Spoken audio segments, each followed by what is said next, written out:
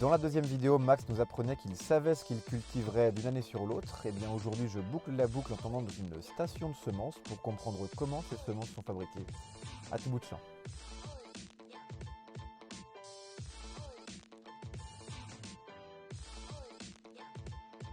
Alors on commence bien sûr le process par la production dans les champs. Donc nous on travaille en partenariat avec un réseau de multiplicateurs, d'agriculteurs multiplicateurs de semences qui vont nous multiplier en fait nos variétés. La deuxième étape c'est la partie réception et triage. Et là en face c'est la chaîne de triage céréales. Là c'est triage, réception et conditionnement. Donc voilà, épurateur, ensuite ébarbeur séparateur, cylindre, table. Ça c'est le schéma classique. Et en complément, si besoin, on a ensuite le trieur optique. On va alimenter donc l'épurateur, on va les mettre tout de suite en cellule en fait, dans un premier temps. Et ensuite on reprend cette cellule pour être cette fois triée. Donc là on a sur cette machine là, on a 24 mètres carrés de grille, séparées en trois parties. Donc là c'est une succession de grilles aussi qu'on va paramétrer, mettre en place pour arriver au résultat. Le nettoyeur séparateur taille, forme, ensuite ça remonte. On va avoir ce qu'on appelle des cylindres alvéolaires. Donc tu vois, c'est des cylindres qui font 4 mètres de long. Et en fait, à l'intérieur de ces grandes coques, tu as les manteaux. Donc chaque alvéole correspond à une longueur de grain que tu veux soit retirer, soit au contraire garder. Voilà, donc là, tu as la table densimétrique. Plus le corps il est dense, plus il va descendre sur la couche de graines qui est là-dessus, et plus il va accrocher la maille. Par ce biais-là, on arrive à trier les corps lourds qui vont monter. Donc là, tout ce qui est cailloux, terre, etc.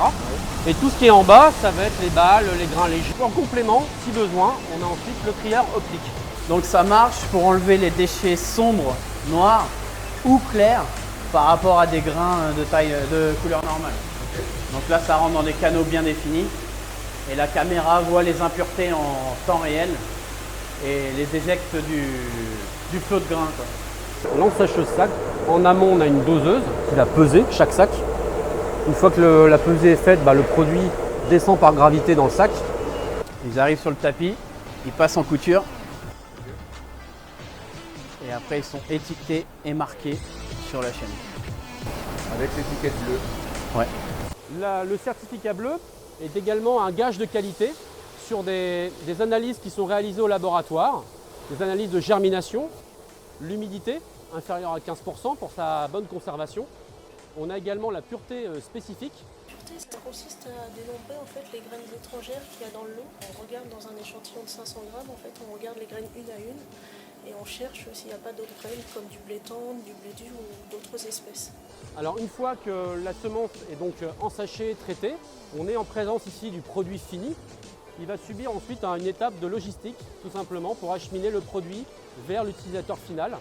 Donc cette marchandise-là va être transférée avec un camion navette vers une plateforme, vers notre plateforme logistique.